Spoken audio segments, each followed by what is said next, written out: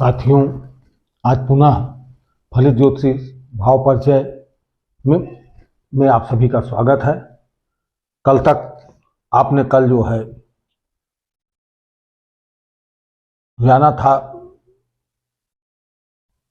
कौन से भाव को, 30 भाव को जो है आपने समझा था। आज हम मारक भाव पर चर्चा करेंगे। मारक भाव का मारक जो भाई हम जब सुख दुख की बात हो रही थी कि सुख और दुख, तो सुख के भावों को जान लिया, जीवन हुआ है तो मृत्यु भी निश्चित है, तो मारक भाव भी होगा। कुंडली से ही हमें, क्योंकि हमारी जिंदगी के समस्त पहलुओं को अगर इस कुंडली पे कि 27 नक्षत्र, 12 भाव, 12 राशियां, 9 ग्रहों पे ही हम जब आधारित रहते हैं, तो इन्हीं से हम उसको भी जानने का प्रयास करते हैं और इसी से उसको भी जाना जा सकता है।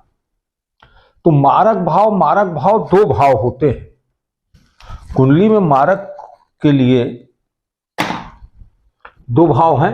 एक भाव मारक द्वितीय भाव और एक भाव मारक 7वां भाव, ये मारक भाव कहे गए। कुंडली में मारक भाव कहे। अब प्रश्न उठता है कि मारक भाव ये क्यों, इनको मारक भाव क्यों कहा, क्यों मारेंगे? तो समझने की बात है। अब यहां ध्यान दीजिएगा, बहुत थोड़ा सा ध्यान देंगे तो आपको ज्यादा समझ में आएगा। मारक भाव ये है कि ये 8वां भाव, ये यहां क्या लिखा है, आयु का भाव। हमने आज इसीलिए पहले से बना दिया सब आपको, जिससे ज्यादा समझ में आए। आयु का भाव, तो एक शब्द आता है भाव से भाव तक। भाव से भाव को, तो यानी भाव से भाव को देखो, कुंडली बार बार चीज आएगी। भाव से भाव को, ये बात आएगी, भाव से भाव को भी देखना चाहिए। तो भाव से भाव को देखने का मतलब क्या हुआ कि आयु भाव, ये चौथा भाव हुआ, पहला, दूसरा, तीसरा, चौथा, 5वां, 6वां, 7वां, 8वां भाव। तो 8वां भाव आयु का भाव हुआ, तो 8वें भाव से 8वां भाव भी आयु का भाव होगा। तो 1, 2, 3, 4, 5, 6, 7 और 8, यानी तीसरा भाव, यानी एक भाव ये भी आयु का हुआ, तीसरा भाव भी हमारा क्या हुआ, आयु का भाव हुआ। अब एक चीज आपको हमने शुरू में बताया था कि इसको जो है कुंडली वाइज बताया था, उसको हम फिर से चर्चा कर दे रहे हैं कि पहले भाव को तनु भाव, दूसरे भाव को धन, तीसरे को बल, चौथे को सुख, 5वें को विद्या, 6ठे को रोग और 7वें को पति पत्नी, 8वें को आयु, 9वें को भाग्य, 10वें को कर्म, 11वें को आय और 12वें को व्यय भाव। तो व्यय का मतलब किसी भी चीज का व्यय, तो जो इस कुंडली वाइज होता है, जैसे शरीर है, तो शरीर के व्यय को अगर देखा जाएगा, तो शरीर के व्यय को यहीं से देखा जाएगा, तो व्यय हुआ। इस तरह किसी चीज, धन का व्यय देखना होगा, धन का व्यय कैसा होगा, कौन करेगा, कैसे करेगा, ये यहां से देख लिया जाएगा। बल का व्यय होगा तो यहां से, तो पीछे का 12वां भाव, क्योंकि देखिए ये यहां से, ये इसका 12वां होता है, तो यहां से ये गिनेंगे तो 1, 2, 3, 4, 5, 6, 7, 8, 9, 10, 11 और ये 12वां भाव होगा। तो आयु से आयु का भाव ये हुआ, तो आयु से आयु का भाव ये हुआ। तो इस आयु हुई तो आयु का व्यय भाव क्या हुआ, मृत्यु हुई। आयु का व्यय भाव क्या होगा, मृत्यु होगी। तो मृत्यु का 12वां भाव कौन सा हुआ, ये इसका 12वां भाव। यहां से गिन ले आप, ये आयु भाव है, तो 1, 2, 3, 4, 5, 6, 7, 8, 9, 10, 11 और 12, ये किसका है, आयु का 12वां भाव है। तो आयु का 12वां भाव है, तो ये क्या हुआ, मृत्यु का भाव हुआ। तो इसलिए ये एक मारक ये कहलाया। अब दूसरा मारक कौन है, अब आयु का, यहां पे आयु का 12वां भाव कौन हुआ, आयु का 12वां भाव ये हुआ, इसलिए ये मारक हुआ। ये भी यहां से गिन लीजिए, 1, 2, 3, 4, 5, 6, 7, 8, 9, 10, 11 और 12, ये 12वां भाव मारक। अब जानकारी हुई कौन कौन से भाव हुए। भाव ये हमेशा यही रहेगा, 1, 2, 3, 4 से ही चलेगा भाव। ये प्रथम भाव, द्वितीय भाव, तृतीय भाव, चतुर्थ, पंचम, षष्ठम, सप्तम, अष्टम, नवम, दशम, एकादश और द्वादश, और ये भाव हमेशा यही रहेंगे। संख्या यहाँ पे कुछ भी हो सकती है। यहाँ पे राशि, ये राशि को प्रतिनिधित्व करता है। संख्या आपको शुरू से मैंने राशियां बताई थी, 1 से लेके ये 12 तक, ये आज भी हमने लिखा है, भी आप समझ लेंगे। 2, 3, 4, 5, 6, 7, 8, 9, 10, 11 और 12, तो 12 राशियां हैं। तो 12 राशियां नंबर जो है इनको प्रतिनिधित्व करते हैं। तो मेष राशि को 1 नंबर पर, तो यहाँ पे आयु भाव है, तो यहाँ राशियां कोई भी हो सकती है, राशियां यहाँ 5 हो सकती है, 7 हो सकती है, और जब भी ये राशि निर्धारित हो जाएगी लग्न की राशि, उसी से आगे बढ़ते जाएंगे। तो यहाँ मान लीजिए 5 है तो 5 और 6 7 8 इस तरह से आप आगे बढ़ते जाएंगे। अब ये आपने मारक को समझा, तो मारक क्या हुआ? अब मारक में आयु का निर्धारण करने का एक के लिए जो है मारक, और इसमें हमने 2 चीजें दी है, लग्न मारक और प्रबल मारक। अभी ग्रहों को नहीं बताया गया है, लेकिन एक साइड में हमने एक आपको बना दिया है कि आज इसे भी आप ध्यान ले लीजिए, कि एक आध उदाहरण भी दे देंगे कि मेष राशि में मेष लग्न यदि एक यहां लिखा हो और मेष लग्न की कुंडली हो, तो उसका मारक और प्रबल मारक कौन होगा? शुक्र और शुक्र होगा। इसी तरह से यदि यहां 2 लिखा हो, वृष राशि हो, तो वृष राशि का बुध और गुरु मंगल प्रबल मारक होगा। तीसरी राशि मिथुन होगी, तो मिथुन राशि यहां 3 लिखा होगा, 3 लिखा होगा तो चंद्र और शनि गुरु होंगे। 4 लिखा होगा तो कर्क राशि यहां होगी, 4 यहां होगा, 4 यहां होगा तो सूर्य और शनि इसके प्रबल सूर्य मारक होंगे और शनि प्रबल मारक होंगे। यहां 5 होगा तो सिंह लग्न होगा, सिंह लग्न होगा तो बुध इसके मारक और गुरु शनि प्रबल मारक होंगे। उसकी प्रकार कन्या 6 लिखा होगा, तो 6 लिखा होगा तो शुक्र मारक होगा और मंगल गुरु जो है इसके प्रबल मारक होंगे। तो 7 लिखा है तो तुला लग्न होगा यहां, और तुला लग्न में शुक्र जो है मारक होंगे और मंगल जो है तुला लग्न प्रबल मारक होंगे। वृश्चिक लग्न होगा तो यहाँ 8 लिखा होगा, तो 8 लिखा होगा तो गुरु यहाँ पे मारक होंगे और बुध शुक्र जो है प्रबल मारक होंगे। धनु में 9 होगा, यहाँ 9 पे जो है बुध होगा, बुध मारक और चंद्र शनि प्रबल मारक होंगे। मकर लग्न होगा, 10 यहां लिखा होगा, तो मकर लग्न होगा तो सूर्य जो है मारक और शनि चंद्र प्रबल मारक होंगे।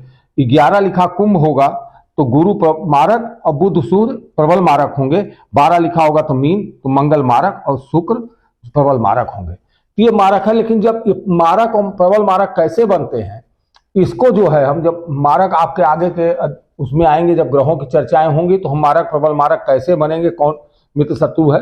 असल में मारक का ये समझ लीजिए कि जैसे मेष लग्न ये एक है, एक उदाहरण देते हैं, मेष लग्न है तो मेष लग्न का अगला भाव ये जो मारक भाव होता है, सर्वप्रथम तो मारक है तो शुक्र ये है, तो शुक्र यहां का भी स्वामी शुक्र है, यहां का भी स्वामी शुक्र है, तो ये मारक हुआ और यही प्रबल मारक भी हुआ।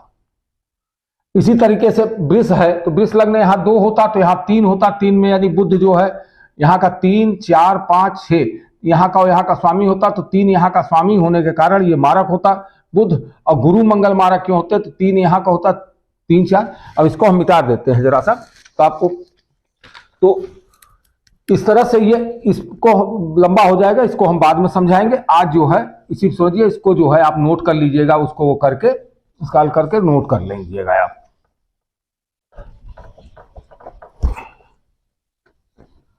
अब तो मारक को आपने अच्छी तरह समझ लिया कि दूसरा भाव और 7वां भाव मारक होता है। अभी तक आपने पढ़ा, हम एक बार रिपीट भी इसको कर देते हैं, क्योंकि अब धीरे धीरे ये फाइनल की तरफ टच की तरफ चल रहा है, तो आप इसको भी समझ लें कि पहले हमने आपको बताया था केंद्र भाव बताया था, तो केंद्र भाव बताया था, तो केंद्र को हमने यहाँ केंद्र लिख दिया है। तो केंद्र ये चारों भाव केंद्र होते हैं, इनके स्वामी ये शुभ फल देते हैं। केंद्र भाव क्या देता है, अब केंद्र यहां एक बार और करते हैं, केंद्र शुभ फल देता है, शुभ फल देने वाला कभी कभी अपनी शुभता कभी कभी शुभता खो देता है। ये हम पीछे बता चुके हैं, जो पीछे का अध्याय पढ़े होंगे उनको समझ में आ जाएगा। केंद्र के बाद केंद्र कौन से है, 1 4 7 10, पहला भाव, चौथा भाव, 7वां भाव, 10वां भाव। इसी प्रकार त्रिकोण की बात किया था, तो त्रिकोण जो है हम इतनी चीजें आपको चर्चा कर चुके हैं। त्रिकोण 1 5 और 9, पहला भाव, 5वां भाव और 9वां भाव त्रिकोण, ये हमेशा शुभ होता है, हमेशा शुभ ही होता है।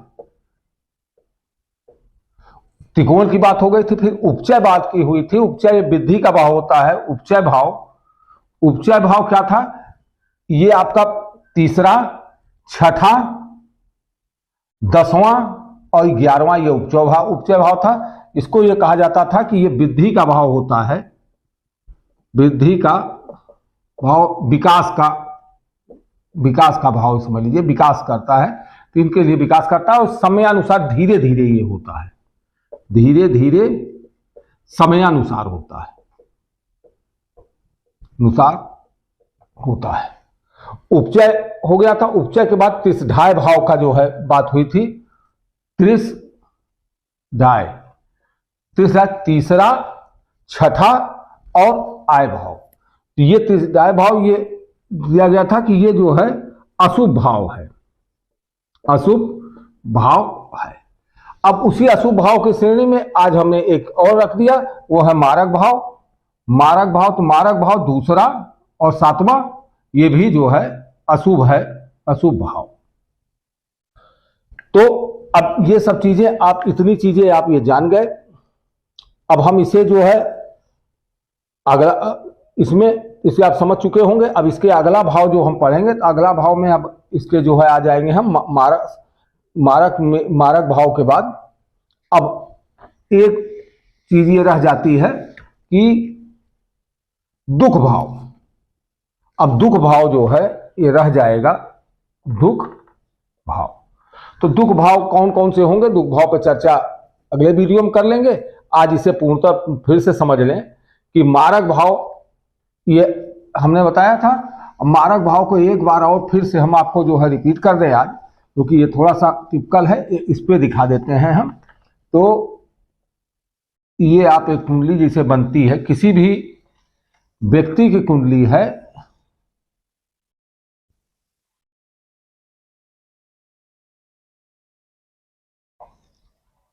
अब एक है, तो 1 2 3 4 5 6 7 8 9 10 11 और 12, ये है।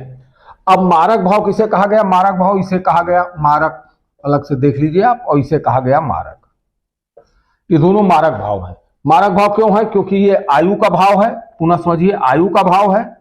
और भाव से भाव तक जाते हैं तो ये 8वां भाव है। तो 8वें से 1 2 3 4 5 6 7 और 8, तो 8वां तीसरा भाव जो हुआ ये भी आयु का भाव हो जाता है। तो आयु का भाव है। और जब भी किसी भाव होता है, भाव के बारे में हम जानकारी करते हैं, तो हमें यह पूर्व से ही ज्ञात है कि उससे 12वां भाव जो होता है वो हमेशा क्या होता है, व्यय का भाव होता है। तो आयु का भाव है, तो आयु से यहां से व्यय का भाव कौन होगा, तो 1 2 3 4 5 6 7 8 9 10 11 और 12, तो ये यानी इस आयु के व्यय का भाव ये होगा। तो ये व्यय का भाव होगा, आयु का है, तो आयु के ये मृत्यु का भाव हो जाएगा, इसीलिए कारक है। इसी प्रकार ये आयु का भाव है, ये आयु का भाव है। अब आयु का व्यय यहां से देखिए, तो 1 2 3 4 5 6 7 8 9 10 11 और ये 12 भाव, ये व्यय का भाव हुआ। तो व्यय का भाव, तो ये मृत्यु का भाव हो गया। तो आयु और मृत्यु का भाव, तो अब ये दोनों भाव क्या हुए, मारक हुए। तो ये कुंडली में कभी अच्छा फल नहीं देंगे। अब मारक की स्थिति जो होगी कि ये भी मारक होगा, ये भी मारक होगा, तो क्या हमेशा ये, जब भी इसकी दशा अंतर्दशा आएगी तो ये मारक का प्रभाव करेगा, जरूर करेगा। लेकिन अब ये भी देखने वाली बात होगी कि जब ग्रहों का आएगा तो आगे आपको विशेष विचार हम इस पर देंगे, दृष्टांत देंगे कि क्या होता है कि ये जो भी लग्न है, लग्न मान लीजिए मेष लग्न है, तो मेष लग्न का स्वामी कौन होता है, मेष लग्न का स्वामी मंगल होता है। अब मंगल का जो भी ग्रह यहां से मित्र होगा वो मंगल का मारक नहीं होगा, क्योंकि इसका मित्र जो है कभी इसे मारना नहीं चाहेगा। तो जैसे ये मेष लग्न में है, तो मेष लग्न में ये शुक्र है, शुक्र इनका मित्र नहीं है, इसलिए ये मारक मेष में होता है। आज इतना ही। अगले पाठ में अब आपको हम दुख भाव को बताएंगे और उसके बाद इसको हम खत्म करेंगे। आज इतना ही। धन्यवाद, सभी को नमस्ते।